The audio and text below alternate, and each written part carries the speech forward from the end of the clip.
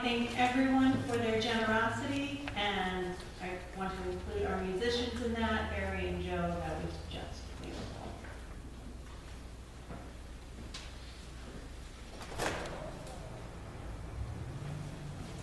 Please join me now for our responsive reading. It is number 721. They are still with us. I will read what's in bold, and then I ask you to respond with the italics. In the struggles we choose for ourselves, in the ways we move forward in our lives, and bring our world forward with us. It is right to remember the names of those who gave us strength and destroyed us living. It is right to name the power of our lives well lived. We share a history with those lives. We belong to the same motion. They too were strengthened by what had gone before. They too were drawn out by the vision of what might come to be. Those who lived before us, who struggled for justice and suffered injustice before us, have not melted into the dust and have not disappeared. There was a still, the lives they lived told us today. Their words remind us and call us back to ourselves. Their courage and love evoke our own. We live, carry them with us. I'm sorry, that was my bad. We, the living, carry them with us. We are their voices, their hands, and their hearts. We take them with us, and with them as you used to lead the path of living. Let us name those who lend us strength in our lives. Thank you. We now have our preparatory hymn. It is number 352, Find Stillness. Please stand as you are willing and able.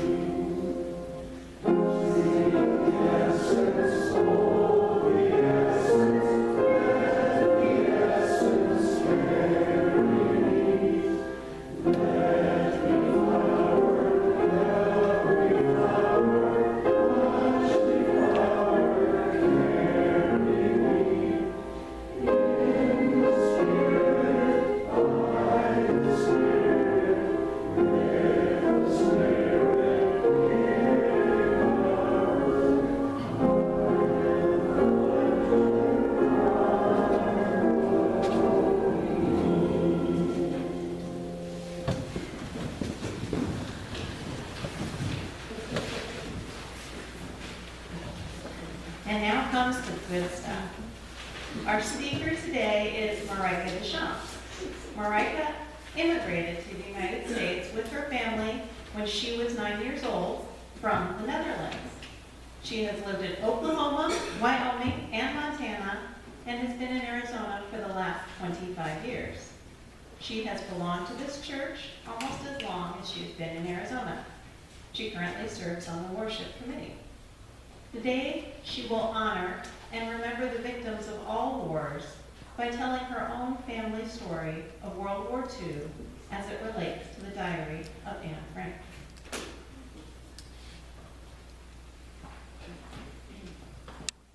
Thank you, Ross.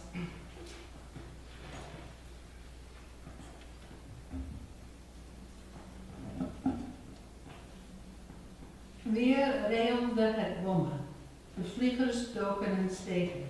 Het zuisde in de lucht en was erg griezelig. Ik dacht, nu valt hij, daar ga je. These are the words of Anne Frank on July 26, 1943, in the original Dutch. In translation, she said, "It seemed to be raining bombs. Planes dived and climbed. The air was abuzz with the drone of engines. It was very scary, and the whole time I kept thinking, this is going to be it." At the same time, Anne was watching the bombs fall from her hiding place in central Amsterdam. My sister Rita was watching the same scene from her fourth-story flat, approximately a mile away. She was trying to rouse my parents to tell them how close this episode really was. Earlier in the war, they would have sat at the bottom of the stairs and waited it out. But by now the experience had become so routine that they didn't even bother to go downstairs. Both Rita, age 12 at the time, and Anne Frank, age 14, felt doomed at that moment. It wasn't until the next morning when my father returned home from work, only a short time after his departure, to announce that his downtown office building had been bombed to the ground. They all knew then exactly what a close call it had been. This is but one brief example showing the common fears and experiences suffered by the victims of World War II in Nazi-occupied Holland. From time to time, the stories of World War II, and indeed of all wars, need to be told, remembered, and observed, as we are doing today. We need to be reminded of the terrible cruelties and atrocities that were inflicted on human beings. In conjunction with Holocaust Remembrance Day and Memorial Day, both of which are observed this month, I want to tell a few of the stories of my family, as well as those of the Frank family, because Anne Frank is the only victim of World War II universally known by name. Even though I was born when the war was almost over, the stories were an integral part of my childhood. The atmosphere of the aftermath, the experiences of my family, the culture and the values of the era were woven into the fabric of my life. They were also the main reason for my family's decision to emigrate to the United States in 1954. This is when I was 9 years old. After our immigration, I spent the rest of my school years in Oklahoma absorbing a new culture and language, leaving the war stories of Holland far behind. But when I was in my early 20s, a friend gave me a book called The Hiding Place. Don't know if any of you have read it, but it's a story by Corrie ten Boom, and it's about a family in the town of Haarlem who hid their Jewish friends during the war above their clock shop. After I read it, suddenly all the childhood stories came back to me. Stories about the stress of living under Hitler, the curfews and the limitations of freedom, the near starvation of the winter of 1945, which forced people to eat tulip bulbs and sugar beets to stay alive. In this book, I saw my family's stories in print, and they were available for anyone to read. It gave them a new validity and reality. I realized again, this time as an adult, that these weren't just family stories, but indeed millions of people had suffered, as my family had, at the hands of the Nazis. From there, I went on to read The Diary of Anne Frank, which took place actually in my own neighborhood in Amsterdam. I knew all the names of the streets and the landmarks mentioned in the book. My own school that I was attended was actually just a block from the Frank's family former home. I recall the surroundings and the mindset of the people and the special aura present during the post-war years, because these were some of my first experiences as a child. Just as Hitler played a big role in my family's emigration after the war, he was also instrumental in the Franks family immigration from Germany to Holland in the 1930s to escape the ever-growing persecution of Jews. Otto and Edith Frank lived with their two daughters, Margot and Anne, in Amsterdam in relative peace and prosperity while Otto built his spice and jam-making business. In May of 1940s, the Nazis invaded Holland. The occupation brought about special laws designed to identify, restrict, and eventually eliminate the Jews. These laws made it possible for the Nazis to kill almost every Jewish person in the country. During the first 2 years of the war, the Frank family tried to maintain a normal existence. But seeing conditions deteriorate steadily, they made plans to go into hiding. Anne received her now famous diary as a 13th birthday present. In it, she, like many teenagers, tried to cope with the everyday strains of growing up while also attempting to make sense of a senseless world at war. On June 20, 1942, she wrote this entry. After May 1940, good times were few and far between.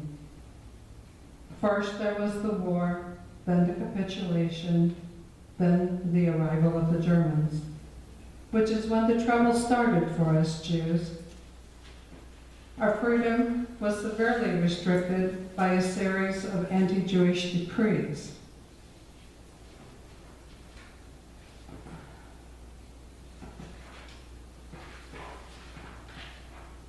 Jews were required to wear a yellow star. They were required to turn in their bicycles. They were forbidden to use streetcars. They were forbidden to ride in cars, even their own cars. Jews were required to do their shopping between 3 and 5 in the afternoon. Jews were required to frequent only Jewish-owned barber shops or beauty parlors. They were forbidden to be out on the streets between 8 p.m. and 6 a.m. They were forbidden to attend theaters or movies. They were forbidden to take part in any athletic activities in public. And they were forbidden to visit Christians in their homes and required to attend only Jewish schools. Well, you couldn't do this and you couldn't do that, but life went on. In contrast, the first 2 years of the war were tense but relatively uneventful for my family, mainly because they weren't Jewish. But my sister Rita was in 5th grade when the Germans began their roundups, and Jewish people in our neighborhood began to be taken away in big, ugly gray-green trucks. Her Jewish classmates began to disappear one by one. She had, unfortunately, a Nazi teacher of whom she was deathly afraid. He would always rejoice when he took roll and found out that one of the Jewish children was missing. And he would just say, "Oh, wonderful, there's another one gone." He abused her as well as the other students physically, but she was helpless because if she or any non-Nazi students registered a complaint, he could easily have had our parents deported. It was in the beginning of July 1942 that Margot received a letter from the Gestapo demanding her to check in. If she reported, it was common knowledge that she would be sent back to Germany to a forced labor camp. Therefore, on July 8th of 1942, the Frank family began their life in the secret apartment above Otto's spice business just as thousands of other Jews in thousands of other hiding places. The Van Pels family, mother, son, and mother, father, and son Peter were joined the Franks, and later also the family dentist, Fritz Pfeffer, moved in.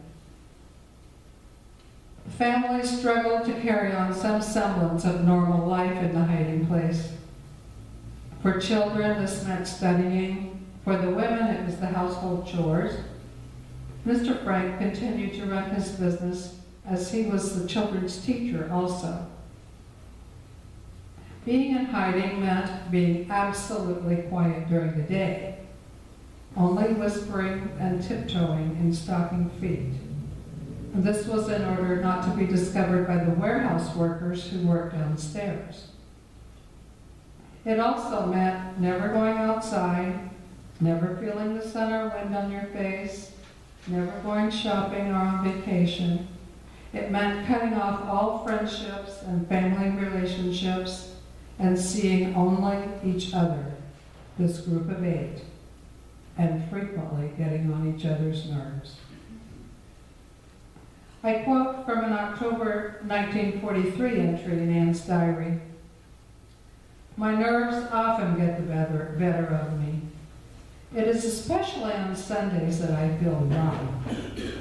The atmosphere is so oppressive and sleepy and heavy as lead. I go and I lie on the divan and sleep, make the time, the stillness, and the terrible fear pass more quickly. There is no other way of killing time."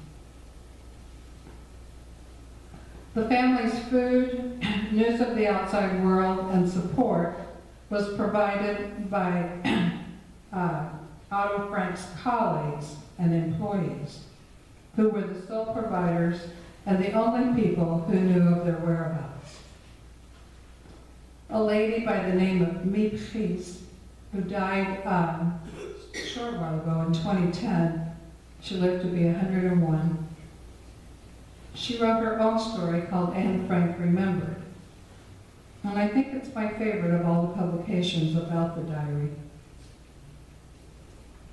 Anne said, "It's amazing how much noble, unselfish work these people are doing, risking their own lives to help to save others.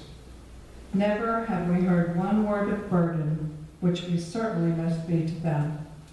And never has one of them complained about all the trouble we cause."